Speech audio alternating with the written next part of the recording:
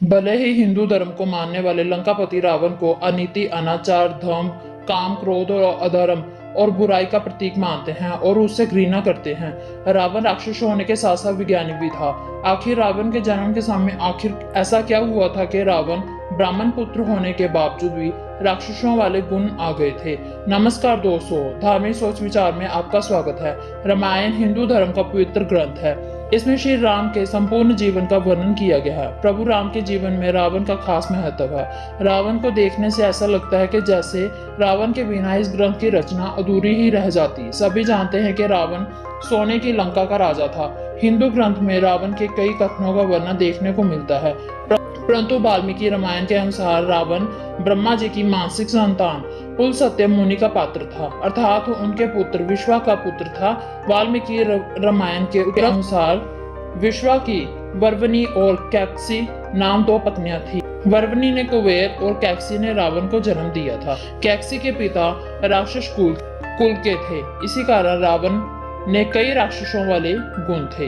वाल्मीकि रामायण के अनुसार पौराणिक काल में माली, सोमाली और माल्यवन नाम के 3 दैत्य क्रूर भाई हुआ करते थे। इन भाइयों ने ब्रह्मा जी की खूब तपस्या की। खुश हो परम पिता ब्रह्मा जी ने बलशाली होने का आशीर्वाद दिया।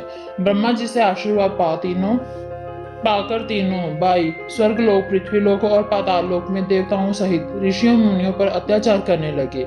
जब इन भाइयों का अत्याचार बढ़ने लगा तब ऋषि मुनि और देवतागण भगवान विष्णु के पास गए और उन्होंने उन तीनों भाइयों के बारे में बताया। तब विष्णु जी ने उन सबको कहा कि आप सभी अपने लोक में जाएं और निश्चिंत होकर रहें और मैं इन दुष्ट राक्षसों का विनाश करूंगा।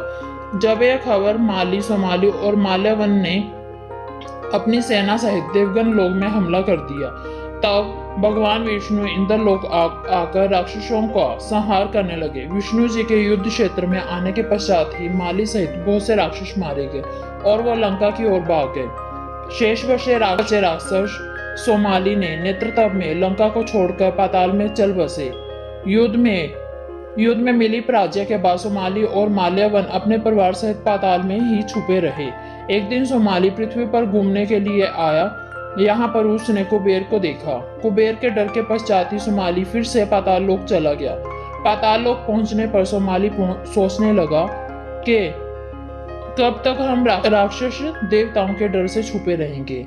ऐसा कौन सा उपाय किया जाए कि जिससे देवताओं पर विजय प्राप्त कर सकें। कुछ समय बाद उससे कुबेर का ख्याल आया कि क्यों ना उसकी पुत्री का विवाह ऋषि विश्वरा से कर दें, जिससे उसे कुबेर जैसे पुत्र की प्राप्ति हो सके।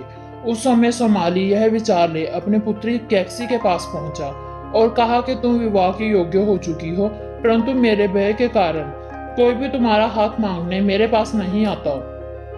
राक्षस वंश के लिए मैं चाहता हूं कि तुम मेरी पराक्रमी विश्वरा के साथ विवाह करो और एक पुत्र प्राप्त करो। वही राक्षस हम राक्षसों की सुरक्षा देवताओं से करवा सकता है। राक्षसी होने के बावजूद भी कैकसी धर्म अधीन थी। उसने अपने पिता के द्वारा दिए गए शब्दों को धर्म माना और उससे विवाह करने के लिए स्वीकार कर लिया।